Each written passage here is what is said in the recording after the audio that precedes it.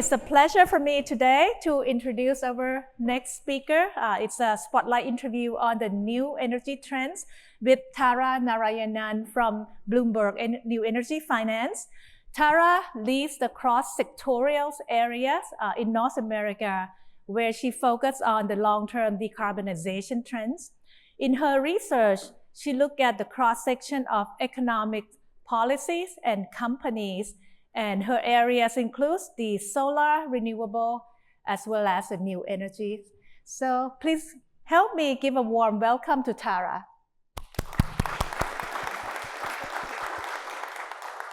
It was really nice to listen to some of the sessions this morning. They're really interesting conversations, and I feel like there's been a little bit of a lead up talking about the difficulty of investing, but also what technologies to think about and how companies can grow. And what I'm going to be talking about is a slightly different aspect to all of that. I'm going to be talking about the outcomes of a bunch of our research that we do at BloombergNEF. And I've called it halfway to 2050 because you'll see a lot of charts that start in 2000 and go out to 2050. And that's really where the scope of our modeling ends, because we're really looking at how we can get to net zero by 2050 with the technologies that are available today and the cost curves that are that we see heading out into the future. We also look at 2050 because that's where we see the amount of CO2 in the atmosphere needing to stabilize by to put us onto a path to keep global temperatures within a certain controllable limit. And it's 2024, it's nearly 2025, we're halfway there, and it's really time to scale up as quickly as possible. I'm going to start with just looking at the US because it's where we are. Historically, it's been the biggest emitter, most developed economy. And when we look at the US from an emissions point of view, the good news is that emissions have been going down. They are going to continue to go down. The bad news is they're not going down quickly enough. Compared to emissions peaking, which they did in 2007, there's been about like a 1.8% annual average decline out to 2023. But that rate of decline is actually slowing down going out to 2050. So only about 1.6% per year. And by the time we roll around to 2050, only 40% of the emissions in the energy system by 2023 are cut out. So we still have about 60% of the last year of complete data emissions still coming out of the system by 2050. And that is the sort of takeaway that we get when we look at our economic transition scenario. I'm going to be repeating this phrase a couple of times. It's a scenario that essentially asks if the least cost mix of technologies was deployed today in order to meet demand without just taking current policy on the books into account, but assuming no further new policy is brought in the future to sort of magically scale up technologies. What does the economics of today tell us about the pathway that we are on? And that pathway corresponds to 2.6 degrees Celsius of temperature rise, which breaches the Paris Agreement. Not great. This is the pathway that we actually need to be on. So this is what we call our climate scenario, which really does a very similar analysis to the economic transition, but the major difference is that we put in a carbon budget. And so what we essentially say is, what is the level to which global CO2 emissions need to be capped at? How does that feed back into different countries and different sectors? And now let us ask, what is the least cost but least carbon way to meet growing demand? And what, assuming the same cost curves, what would you then deploy differently if carbon was a constraint? That scenario corresponds to a temperature rise of 1.75 degrees Celsius. 1.5 requires very dramatic, very immediate scale up to bend the curve of global emissions in a way that's not really possible today, or is just going to be very difficult. And so we model 1.75.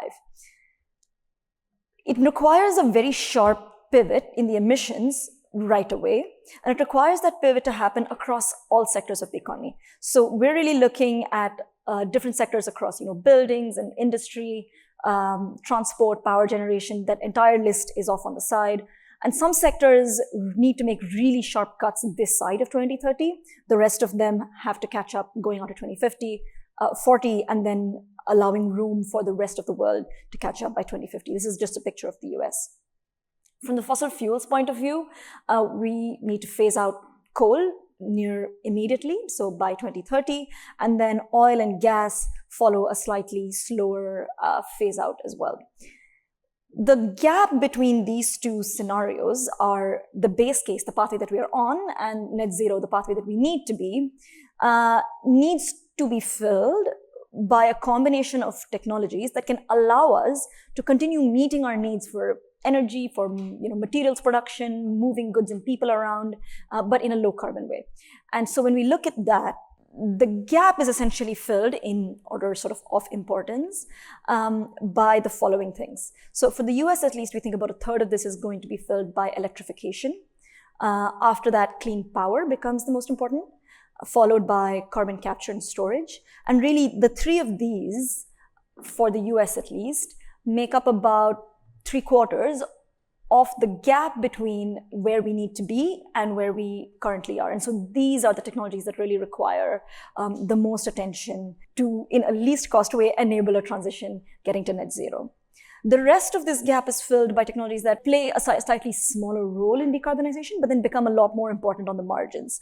Biofuels, for example. It's very difficult to think of decarbonizing aviation, for example, without having a discussion about liquid biofuels, drop-in replacements, energy efficiency, not just buildings, but also including recycling, carbon removals, because CCS doesn't really capture all of the emissions. There's a certain amount of emissions that CCS cannot, and so you do require direct air capture. District heating, slightly far out, but a viable option for dense urban spaces. And hydrogen. And I kind of put hydrogen last just because I want to flag that despite the hype around hydrogen, there's really two things here. One is hydrogen by itself, which can be a decarbonizing molecule for other sectors, and green hydrogen, which can help decarbonize existing applications of gray hydrogen.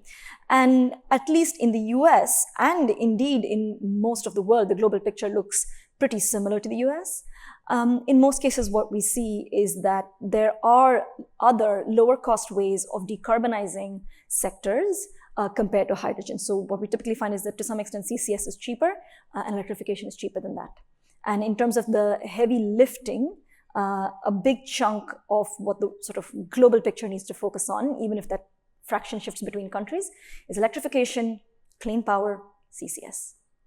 And so that kind of leaves me with my first message to you yesterday, which is when we look at what fills that gap, we know that clean electrons, electrification, and clean power needs to step up, but it's clean molecules, that combination of CCS, biofuels, and yes, hydrogen, that are actually much further behind in the journey, and they really need to make a huge leap in stepping up to be deployed at the scale that we need for a net zero transition. The second thing I want to talk to you about is about fossil fuels. So like I said, we do this analysis for all countries. Well, not all countries, we do this for a bunch of major countries, tier 1, and then like regional groupings. But then when we work that back into the fuel consumption, we kind of see that not all fossil fuels are really on the same pathway. When we look at coal and oil consumption, that top line is declining in our base case, economic transition. It's not declining to zero, but coal consumption is being displaced to some extent by gas, but there's also renewables that displace coal. And oil, the biggest use of oil is in motor fuels, and we expect oil consumption to go down as well. Natural gas across the board, regardless of the economies that you're looking at, actually rises sort of steadily, such that by 2050, we end up consuming more natural gas globally than we are in 2023. There's a little bit of a dip in the middle, but that number sort of steadily ticks up. And when we look at what we're actually consuming the different fossil fuels for, there's a sort of different pattern that emerges, right? When we look at coal, overwhelmingly we use coal in power generation. So that's the biggest chunk of what globally we use coal for. It's possible to sort of substitute that with other alternatives. So renewables are a technology solution, and natural gas is also a technology solution. It's a substitution solution, it's lower carbon.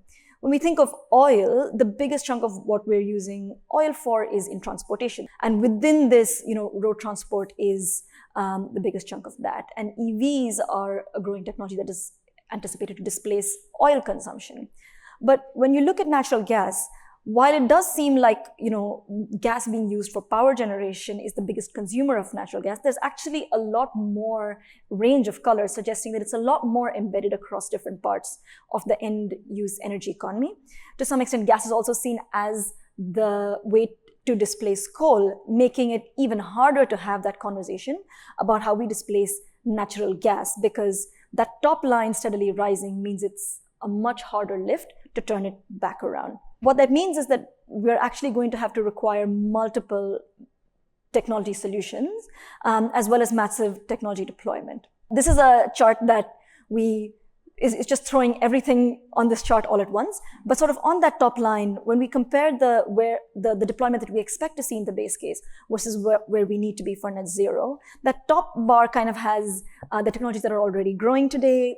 Commercial need to scale up even faster. We're looking at the electrification of EVs. On the far this side, we're looking at heat pumps, and in between, clean power, renewables, battery storage. And at the bottom is this combination of clean molecules as well as things that can think of as like larger infrastructure investments and things that are a little bit hard. So that includes nuclear, which is slow to grow, investing in the power grid, as well as CCS capacity, hydrogen, and sustainable aviation fuels, all of which have a very far gap to where they need to be in terms of how quickly they need to be deployed in order to not just grow, but also to displace essentially the various fossil fuels we were looking at.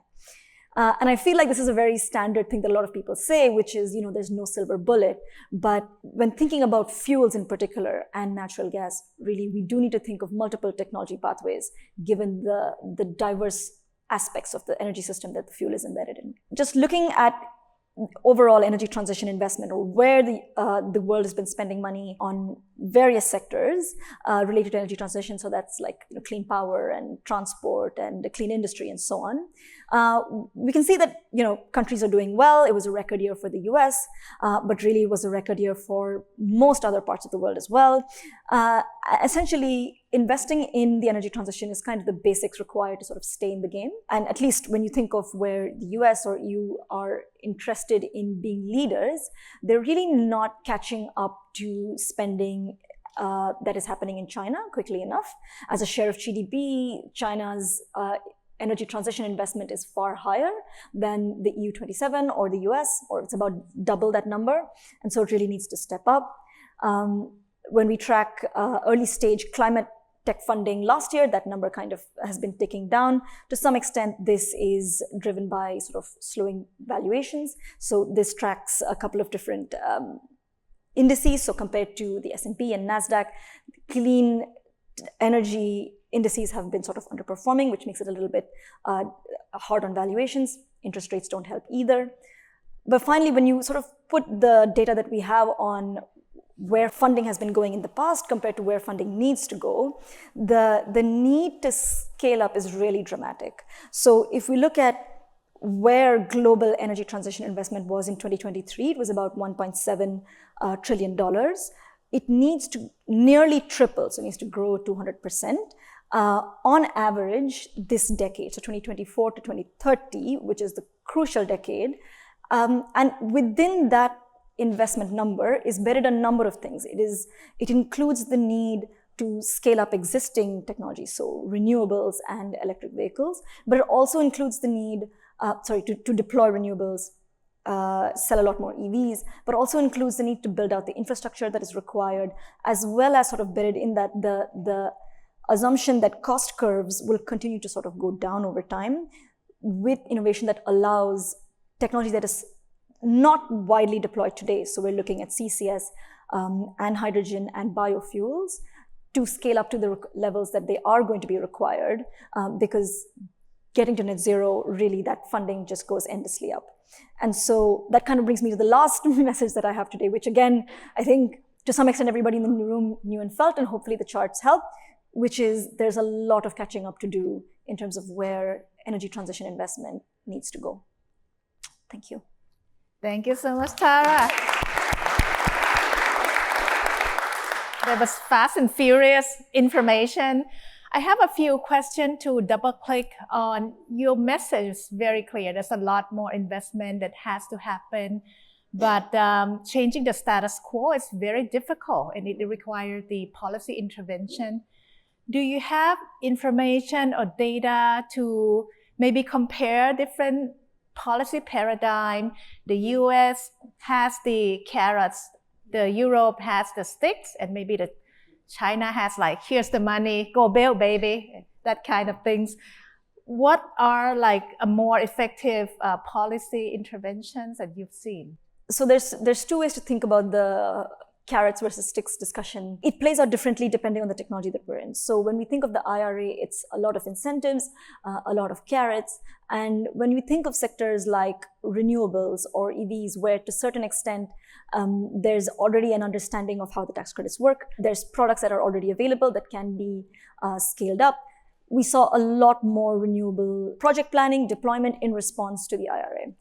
While there was some uncertainty around EVs in terms of like what models qualify versus not qualify, EV sales have sort of been steady. And I think the expectation is that this year we will sell more EVs than last year as well.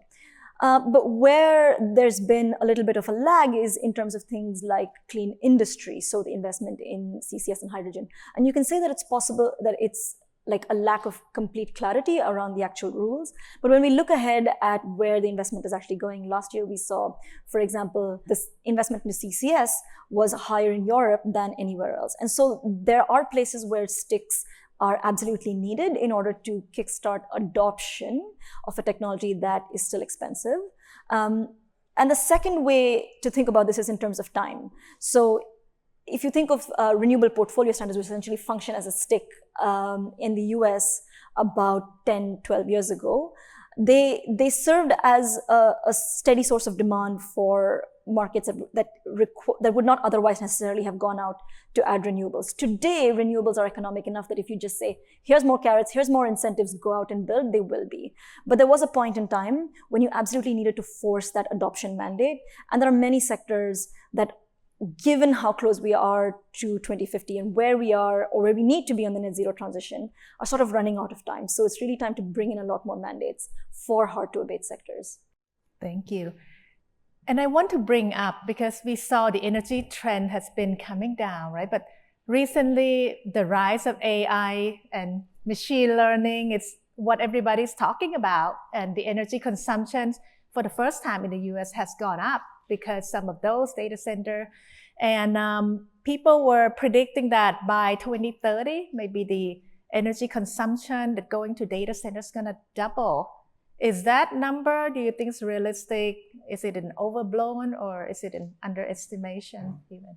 I feel like the danger of saying, yeah, that number is overblown is as market research, we get the question, oh yeah, well, what's your number? And we don't have a number yet. But I do want to point to a couple of things that suggest that that the wild expectations on 50% of US energy consumption might come from data centers in 5 years or something is definitely a little bit overblown. One is that tech companies are putting a lot of time and effort into ensuring that their data centers are more efficient and consume less energy going forward.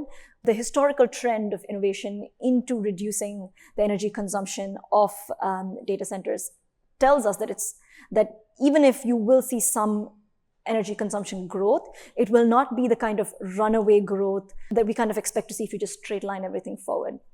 The second thing is that it's important not to forget that the trend towards lower energy consumption or energy efficiency has also been happening in the background in the US for a long time. And a good example of this is like PJM, which holds Virginia, where the data center alley of the country.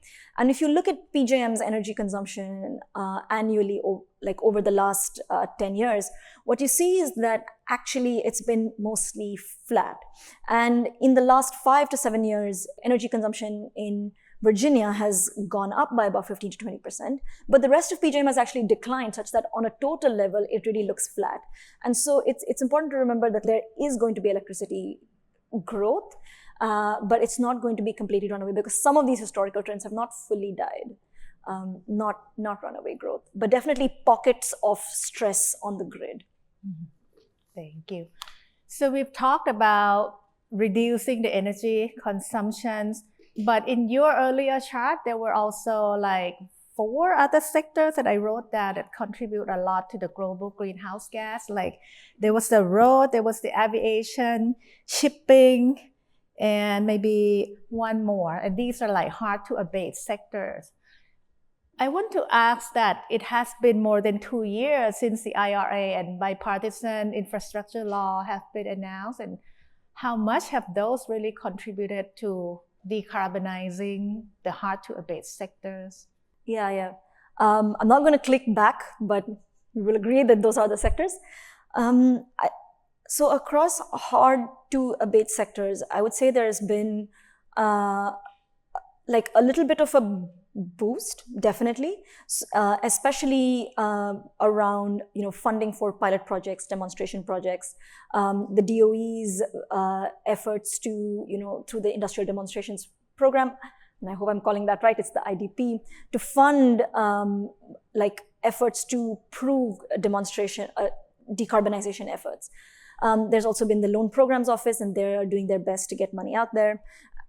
But I think where things are a little bit slower is in the speed at which this is happening. So if you think about like the tax credits that we have for carbon capture, the tax credits that we have for hydrogen, when we kind of look at it in terms of how much money was actually spent versus how much do we think those are likely to move the needle going forward in our modeling, what we find is that actually these are still expensive.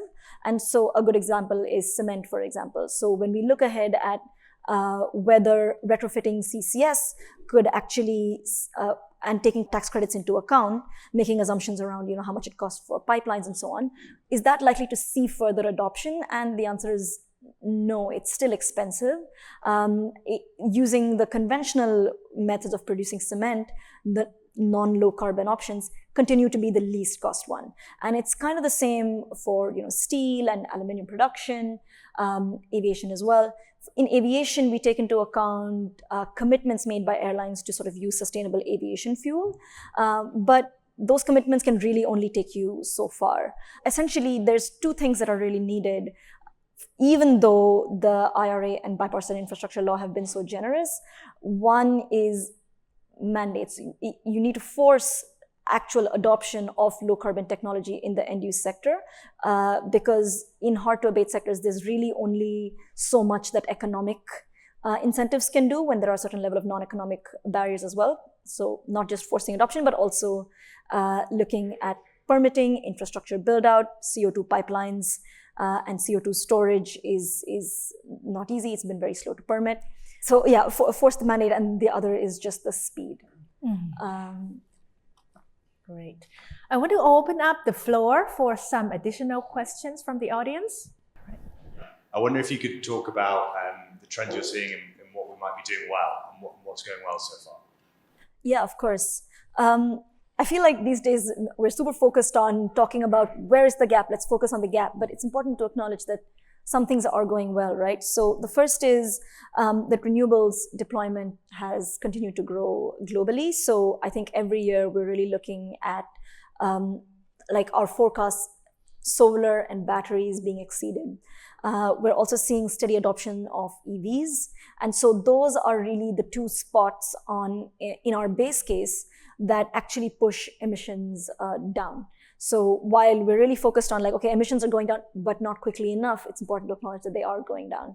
Another bright spot is the fact that there's a lot more attention around the fact that there are hard to abate sectors. There are some technology options. There's a conversation that can be had.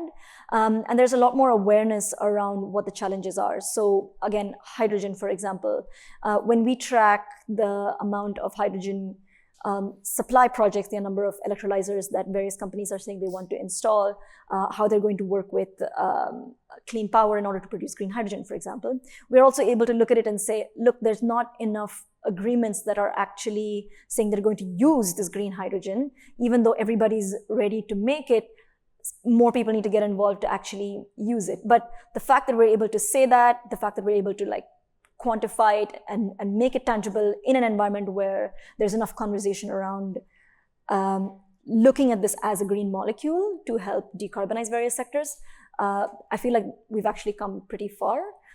Someone pointed out to me that if you could have imagined that about 5 years ago, the US and 5 years ago the UK, and I think a couple of years ago the US, would pass such sweeping climate legislation, it's not something that you would have even thought would have happened 10 years ago. So that is progress, I think. Thank you. My name is Tim Böttgen from Analyst, a German provider of e-fuels, synthetic fuels. So we use also green hydrogen for, and actually what we agree, heavily needed hard-to-abate sectors to also decarbonize or defossilize these sectors as well. Somehow in your framing, I heard that you are a little bit bearish also about the application of hydrogen. I saw your ramp up on biofuels, not mentioning synthetic fuels at all. But on the same hand, I also could notice that, for instance, like nuclear power, you had a tremendous increase of nuclear power in a very short period of time. What I would say that's maybe a bit over-optimistic. So here's the question, how do you also see technology breakthroughs coming through? So are you just looking at, let's say, data figures you have present to date? So some comments on that. Thank you. Great question. Thank you so much. Far be it from me to say that any one technology is not going to make it. But one of the things that we do try to assume, even when we're looking at the various, let's say for biofuels, if we're looking at the different processes of hydroprocessing or transesterification or any of those, we're trying to form a view of how cost competitive they're likely to be based on costs today. And to some extent, if we don't necessarily see a breakthrough that has happened yet, we don't want to go ahead and assume, like I said, that this magic technology will come through and save us. We want to say, here's where it is today, and here's where it's likely to go based on the current efficiencies. So if something changes, we are definitely capturing that a little bit after the fact. And when it comes to the biofuels, I don't think our costs necessarily capture e-fuels as being competitive with the other two pathways. And hopefully in 3 years, you can show us that we were wrong. I'm more than happy to include this. Nuclear is a good point, and I think it definitely works back into what we think of when we're trying to model what is the least cost technology. So for every sector, let's say power, when we're saying, okay, here's the total amount of demand for power, and what is the low carbon as well as least cost way to actually meet that demand, we end up with a number of different scenarios. Some of them actually strain our other assumptions around infrastructure or grid limits and so on. So for example, nuclear, we do see growth in nuclear, not necessarily in the US, but has been growth in nuclear in China, a little bit in the Middle East. When we think of where we need to be for net zero, and we try to say, okay, can we meet net zero purely with renewables and batteries? Is that going to be the answer to dispatchable, clean, firm capacity?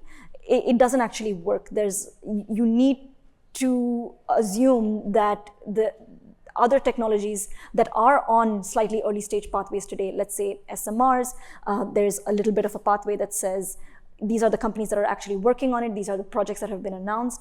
You have to assume that they actually kind of do come through, as well as the fact that CCS continues to grow in scale. And so it's the assumption that within this carbon budget, within this cost, this is what works out to be the least cost option.